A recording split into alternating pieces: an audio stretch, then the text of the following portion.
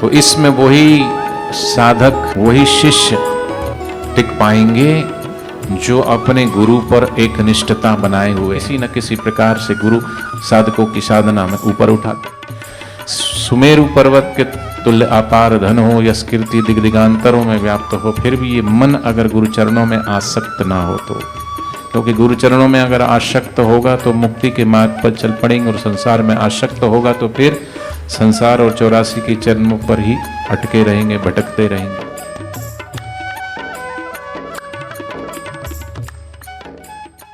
ये जो समय चल रहा है तो इसमें वही साधक, वही शिष्य टिक पाएंगे जो अपने गुरु पर एक निष्ठता बनाए हुए हैं, जो एक को आधार मान करके और उनके वचनों पर सदगुरु वेद वचन विश्वासा सद उस पे लगे हुए हैं।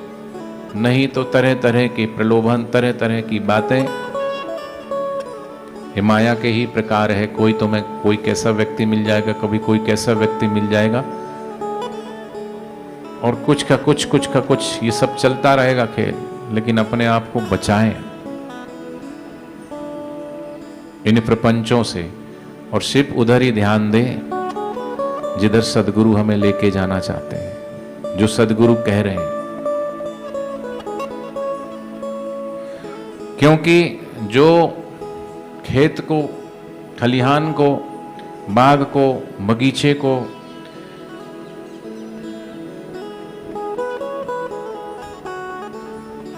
उजाड़ने के लिए आता है ना, उसकी कोई ज्यादा मेहनत नहीं होती है। उजाड़ने में क्या समय लगता है, बिगाड़ने में क्या समय लगता है? समय तो लगता है बनाने में।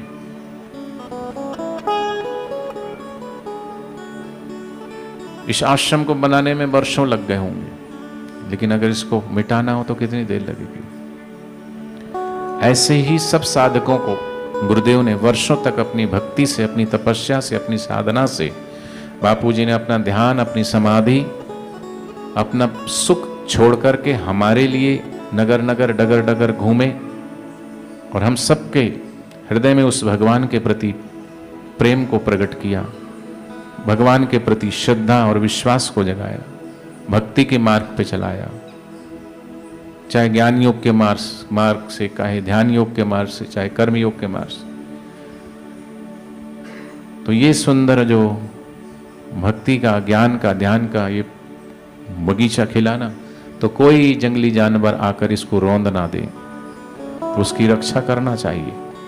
इसलिए साधक को सावधान रहना चाहिए। साधक अगर व्यर्थ के इधर उधर के बातों में उलझेगा तो ना यहाँ का रहेगा ना वहाँ का रहेगा, वो भटक जाएगा। इसलिए एक तो ही आधार सतगुरु, एक तो ही आधार, और सब निराधार। गुरु को ही आधार मान कर, फिर चाहे आपकी ज्यादा साधना भले ही ना हुई हो, ज्यादा सेवा भले ना हुई, लेकिन अगर गुरु के वचनों में विश्वास करके, जैसे शबरी धैर्यपूर्वक सेवा करते करते करते वर्षों बीत गए, लेकिन शबरी ने इंतजार किया, क्योंकि गुरु के वचनों पे जो विश्वास करते हैं ना, तो भगवान उनका विश्वास नहीं तोड़ते, और भगवान स्वयं उनको ढूंढते ढूंढते आते हैं। और जिनको गुरु के वचनों पे विश्वास नहीं होता, भगवान भी उनकी तरफ ध्यान नहीं देते। चैतन्य महाप्रभु के एक शिष्य से भगवान स्वयं कृष्ण जी आकर के वेश बदल करके पूछते हैं, तुम्हारा गुरु कौन है? बोले चैतन्य महाप्रभु। तुम्हारा नाम बताए, तुम्हारा मंत्र क्या है? बोले हरे कृष्ण कृष्ण कृष्ण हरे हरे, हरे राम राम राम हरे हरे। तुम्हारा धाम क्या है? बोले श्री कृष्ण धाम। भगवान श्री कृष्ण ये सुन करके प्रसन्न नहीं हुए, बल्कि उदास हुए। तभी दूसरे शिष्य के पास गए और उनसे पूछते हैं, तुम्हारा लक्ष्य क्या है? लक्ष्य चैतन्य महाप्रभु। तुम्हारा मंत्र क्या है? जो मेरे चैतन्य महाप्रभु ने दी। तुम्हारा धाम क्या है? बस चैतन्य महाप्रभु के श्री चरण। तुम्हारा मंत्र वही हो गया, बस जहां गुरु लेके जाना चाहते। तभी भगवान असली रूप में आकर के उस शिष्य को अपने गले से लगा लेते हैं। भगवान की भक्ति करने वाले से ज्यादा भगवान प्रसन्न, उनका जो प्रचार प्रसार करते हैं, किसका प्रचार? मेरे कारण छोड़ जगत के भोग पदार्थ सारे, निस्दिन ध्यान धरे हृदय में सब जग काज विसारे। ऐसे संत भगवान की ही तो महिमा गाते हैं, और भगवान की महिमा गा गा करके हम सबको भगवान से जोड़ते हैं। इसलिए भगवान से बड़ा भगवान का भक्त है जो भगवान से जोड़ने वाला, वो सदगुरु है, वो संत है। और भगवान ने भी कहा कि मुझ तक पहुंचने से पहले तुम्हें सदगुरु के पास ही जाना पड़ेगा। संत मिले तब मैं मिल जाऊं, बिना संत के मैं परमात्मा तो अभी मिला हुआ ही है, लेकिन कहाँ दिखाई देता है। जल तो अभी है, लेकिन कहाँ उससे प्यास बुझती है। हवा में जल तो है, जल ही तत्व तो होता है, लेकिन उसका आधार नहीं है, उससे प्यास नहीं बुझती। ऐसी हयात महापुरुष जब तक जीवन में नहीं है, क्योंकि वो ही सभी संशयों का छेदन करते हैं, तो प्रयत्न पूर्वक सदगुरु कहते हैं, भगवान शिव जी कहते हैं कि ऐसे गुरु की आज्ञा की अवहेलना नहीं करना चाहिए। क्योंकि हरि रूठे गुरु ठौर है। हरि अगर रूठ गए तो बचाने वाले गुरु है, और गुरु रूठे नहीं ठौर। शिव क्रोधात गुरुस्त्राता, गुरु क्रोधात शिवो नहीं, तस्मात् सर्व प्रयत्न गुरुराज्ञम न लंघयेत। उस शिष्य ने गुरु की आज्ञा का उल्लंघन किया तो मृत्यु का वर्ण करना पड़ा। कई बार बहुत सारी कठिनाइयों से, और बहुत सारे साधक जानते हैं। एक शिष्य को गुरुजी ने, अब ये बापूजी की बात बता रहा हूं मैं, बापूजी ने एक आश्रमवासी था, उसको कहा, क्योंकि उसकी आसक्ति थी कि मुझे वहीं रहना है, उसी जगह रहना है। तो सदगुरु तो हमारी आसक्ति मिटाना चाहते हैं। गुरु का सिद्धांत ही अलग है, जहां जिसकी पकड़ है उसकी पकड़ ही तो छुड़वाते हैं। गुरु का सिद्धांत ही अलग है, गुरु का अलग ही मैनेजमेंट। गुरुदेव उदाहरण देते हैं ना कि गुरु को दो लोग समर्पित हुए, एक डॉक्टर भी समर्पित हुआ और एक किसान भी समर्पित हुआ। अब आश्रम में तो डॉक्टरी का भी सेवा है और किसानी का भी सेवा है।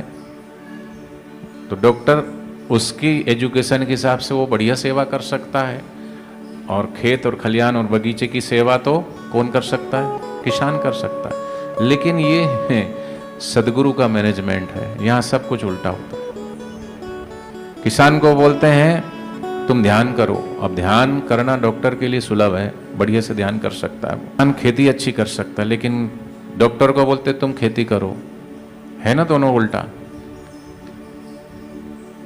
लेकिन हम तो लोग भी, हो सकता है जो मैं बता रहा हूं ये प्रसंग में आप भी वहां मौजूद रहे हो। मई जून में गुरुदेव हरिद्वार की तरफ ही रहते थे। दोपहर का समय था, 1 से 2 बज रहे होंगे। अब जहां गुरुदेव एकांत में, अब सत्संग तो था नहीं, एकांतवास में वहां हरिद्वार में रुके हुए थे।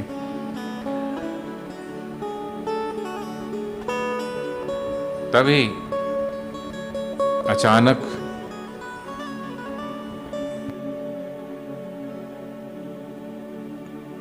गुरुदेव व्यासपीठ पर, अब पता है कि वहाँ बापूजी कुटिया में हैं, तो साउंड वाले, म्यूजिशियन, सब लोग वहाँ चौकन्ने रहते हैं।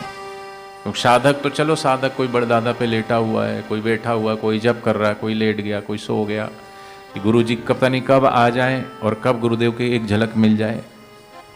एक झलक और एक वचन पाने के लिए ललायित रहते हैं। और तभी गुरुजी व्यासपीठ पर आके गुरुजी की आवाज सुनी, माइक, नारायण नारायण नारायण जैसी सुने।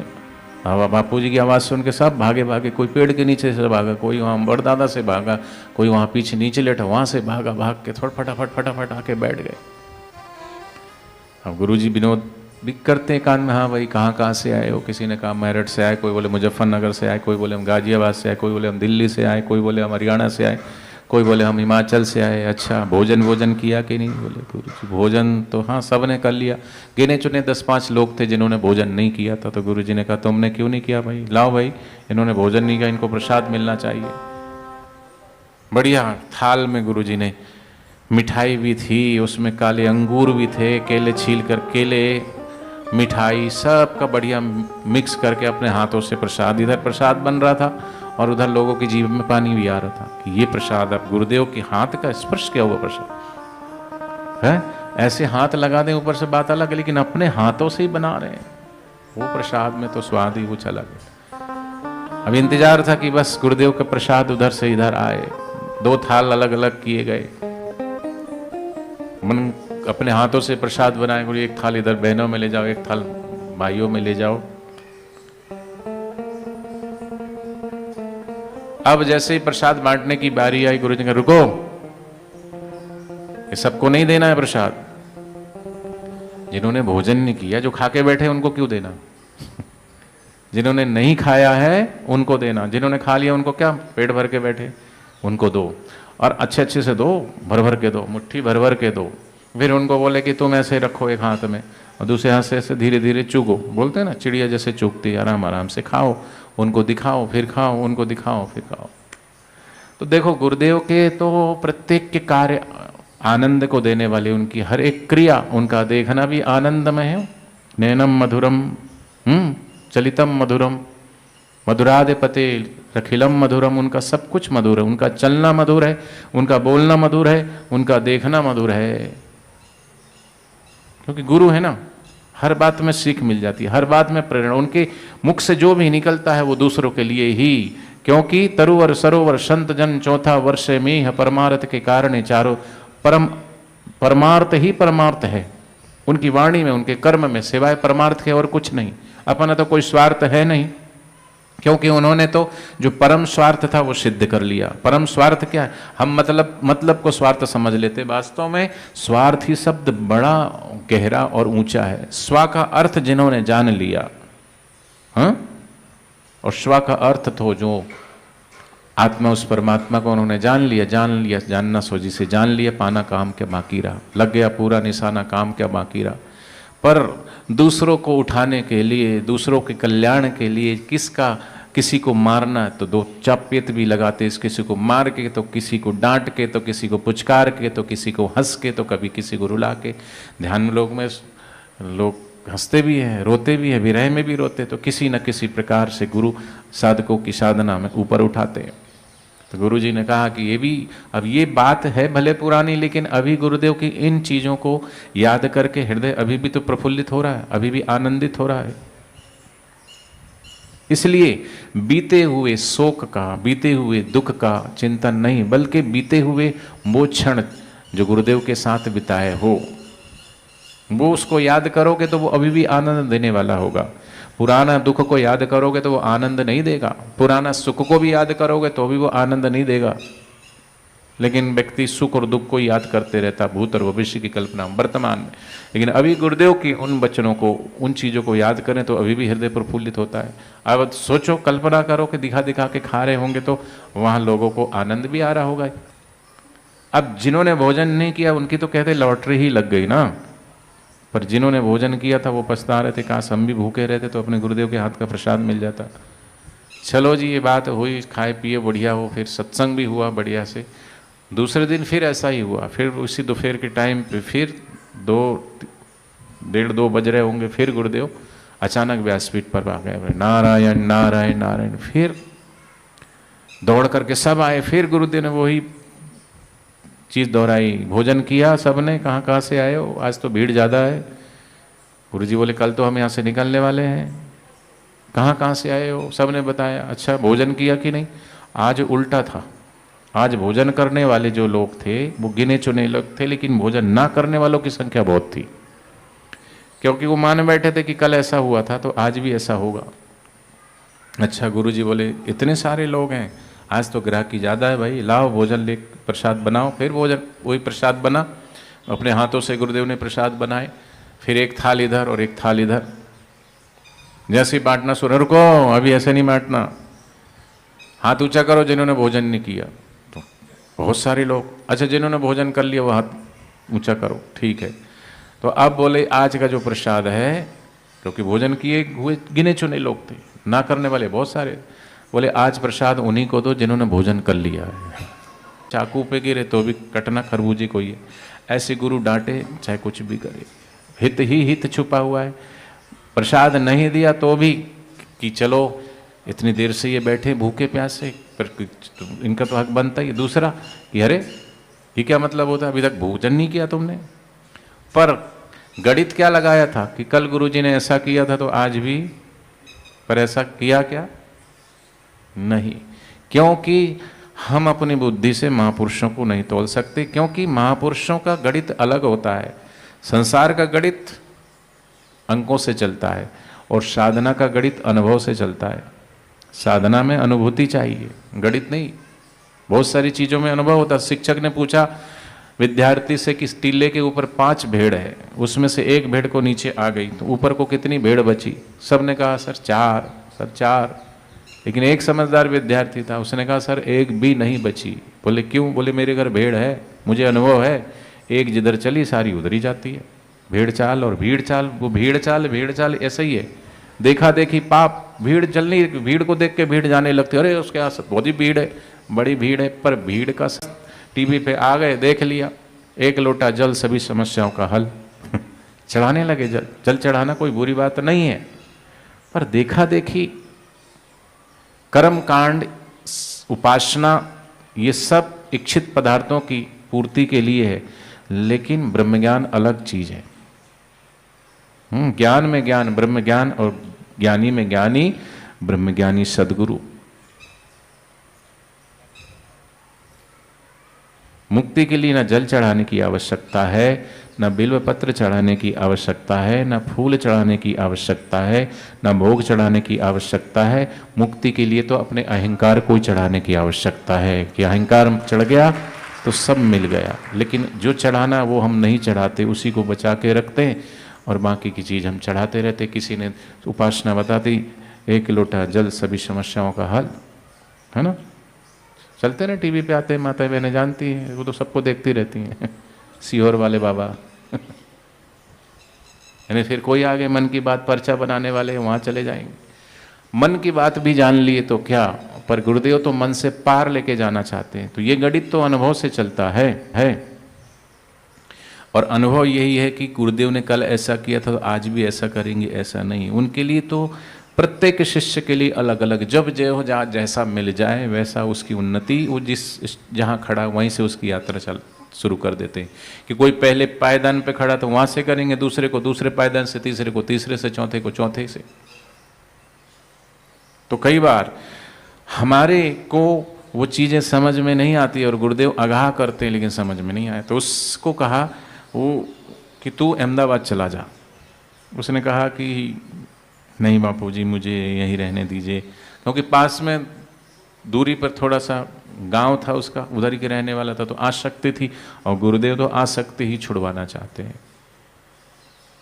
व्यक्ति से आसक्ति, वस्तु से आसक्ति, परिस्थिति से आसक्ति, ये छुड़वा करके और भगवान में गुरुदेव आसक्त बनाना चाहते हैं। मैं आसक्त मनः पार्था, भगवान में आसक्त हो जाए, सदगुरु के चरणों में आसक्त हो जाए। हैं यशश्चारुचित्तम धनम मेरु तुल्यम मनस्से न लग्नम गुरुरंग्री पद्मे तथा किम तथा किम। सुमेरु पर्वत के तुल्य अपार धन हो, यश कीर्ति दिग्दिगांतरों में व्याप्त हो, फिर भी ये मन अगर गुरु चरणों में आसक्त ना हो तो, क्योंकि गुरु चरणों में अगर आसक्त होगा तो मुक्ति के मार्ग पर चल पड़ेंगे, और संसार में आसक्त होगा तो फिर संसार और 84 की चरणों पर ही अटके रहेंगे, भटकते रहेंगे। इसलिए तो नानक जी ने प्रार्थना की, फिरत फिरत प्रभु आइयो और यो तो शरणाए, नानक की प्रभु बेनती तू अपनी भक्ति लाए। और भक्ति कब मिलेगी कि साध जना मिल हर जस गाइए, ब्रह्मज्ञानी महापुरुषों के साथ मिलकर के हरि का जस गाए। जिस जिसने भी हरि का जस गाया है, हरि ने उनको इतना इतना व्यापक बना दिया है कि जैसे परमात्मा तत्व व्यापक है, ऐसी ही पूर्ण व्यापकता में उनको सर्वत्र व्यापक कर दिया। मीरा देखो व्यापक हुई कि नहीं हुई, शबरी देखो व्यापक हुई कि नहीं हुई, चैतन्य महाप्रभु व्यापक हुए कि नहीं हुए। जिस जिसने भी उस प्रभु के नाम की महिमा का गुणगान किया, वो यशोगान करने वाले ही खुद यशस्वी हो गए। गुरु की महिमा को गाने वाले, प्रभु के नाम की महिमा को गाने वाले, वो कहाँ छुपे हुए रहे, उजागर हो जाते हैं। तप करे पाताल में प्रकट होए आकाश, भक्ति से उजागर हो ही जाता है। बीज जैसे जमीन में से फूट के आसमान की तरफ प्रकट हो ही जाता है, ऐसे ही किया हुआ कर्म, वो सत्कर्म हो कि दुष्कर्म हो, प्रकट हो ही जाता है। तो आशक्ति थी गुरुदेव मुझे यही रहने तो गुरुजी ने कहा अरे तू चला जा। और गुरुजी को ये भी पता था कि ये मोटरसाइकिल से आसक्ति है इसकी, एक काम कर ये मोटरसाइकिल भी ले जा, पक्की बात है। मैं वहीं देख रहा था, उसको बोल रहे थे, फिर भी नहीं गुरुजी। अब बार बार गुरुजी किसी चीज के लिए बोल रहे हैं और बार बार अवहेलना हो रही, अंत में क्या होगा, फिर छोड़ देते हैं। गुरुजी ने कहा चल जा, ठीक है जा, जो करना कर, फिर मत कहना। उस समय तो उसको बड़ी खुशी लग रही होगी, चलो उसके मन की हो गई। पर हम अपनी मन की क्यों करें?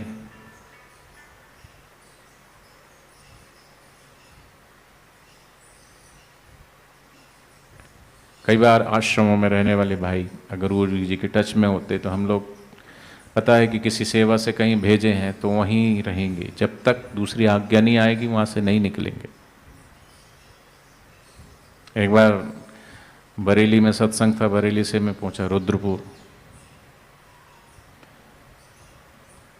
तो रुद्रपुर में सत्संग हुआ एक, उसके दूसरे दिन थी निर्जला एकादशी।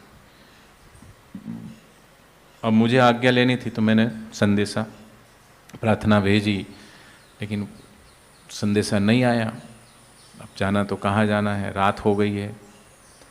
अब वहाँ से 60 किलोमीटर दूर आश्रम था, वहाँ पे भी जाएं, लेकिन ये थोड़ी कहा गुरुजी ने कि यहाँ से वहाँ जाना है, तो फिर कहाँ जाएं। अब वहाँ आश्रम भी नहीं, तो कोई समिति वाले भाई के यहाँ फिर हम 2 भाई थे, वहाँ रुके। दूसरे दिन फिर संदेशा भिजवाया कि जी यहाँ से अब कहाँ जाना है। से करते करते करते 4 बज गए और कुछ ज़रूरी काम था, फरीदाबाद जाना था। तो फिर गुरुजी का संदेशा है, गुरुजी ने कहा कि कहाँ जाना है। तब भी मैंने नहीं बोला कि मेरे को वहाँ जाना है, मैंने कहा जहाँ गुरुजी भेजेंगे। फिर बोले लखनऊ चले जाओ। मैंने कहा जी। फिर प्रार्थना गई थी तो सेवक ने बोला गुरुजी वहाँ का कुछ काम बाकी है, वहाँ की कुछ, फिर सारी प्रार्थना पढ़ी गई। गुरुजी बोले हाँ हाँ ठीक है, तो यहाँ से वहाँ चले जाओ, फिर उधर वहाँ से वहाँ। रुद्रपुर से बरेल लखनऊ उल्टा पड़ेगा, दिल्ली, तुरंत वहाँ से फिर आगे। नहीं नहीं तुम चले जाओ। अब एकादशी निर्जला 4 बजे, अब आज्ञा हो गई तो फटाफट। कई बार गुरुजी दोबारा भी पूछ लेते हैं, निकला ही नहीं निकला, तुरंत निकले। जो भी बस मिली उस समय रोडवेज की, बैठ के अपना आज्ञा सब नहीं साहिब सेवा। अब गुरुजी को पता था कि कुछ होने वाला है, तो मोटरसाइकिल भी नाम लिया, मोटरसाइकिल लेके ही चला जा, अहमदाबाद चला जा, वहाँ बाल संस्कार करते को प्रमुख बना देंगे, जा। नहीं मानी, छोड़ दिया गुरुजी ने। 8 दिन बाद वही मोटरसाइकिल लेके जा रहा था, वो गैस का सिलेंडर भरवाने के लिए, रेवाड़ी हरियाणा में, उस आश्रम में रहता। अब चला वो रहा था मोटरसाइकिल, बैठा सिलेंडर लेके कोई दूसरा भाई था पीछे। स्पीड भी इतनी ज़्यादा नहीं थी। सामने जो है ऊँट की रेड़ी जा रही थी रोड पे होती ना ऊँट की रेड़ी में, आजकल ऊँट कहीं बैल को जोतते कहीं ऊँट को। और राजस्थान और वो हरियाणा की बॉर्डर एरिया, तो वहाँ ऊँट की रेड़ी में वो जुतते हुए ऊँट लेके जो गाड़ी चल रहा है, उसने उस पर दे मारा तो पीछे वाला तो आराम से जैसे टक्कर लगी, वो उसको कुछ नहीं हुआ, लेकिन ये मोटरसाइकिल पलटी, गिरा तो घुटना जो है फ्रैक्चर हो गया। टूट गया घुटना, ऑपरेशन हुआ तो प्लास्टर चढ़ा रहा 40-45 दिन, 50 दिन, जो भी टाइम दिया प्लास्टर, लेकिन फिर भी ऑपरेशन सही नहीं हुआ।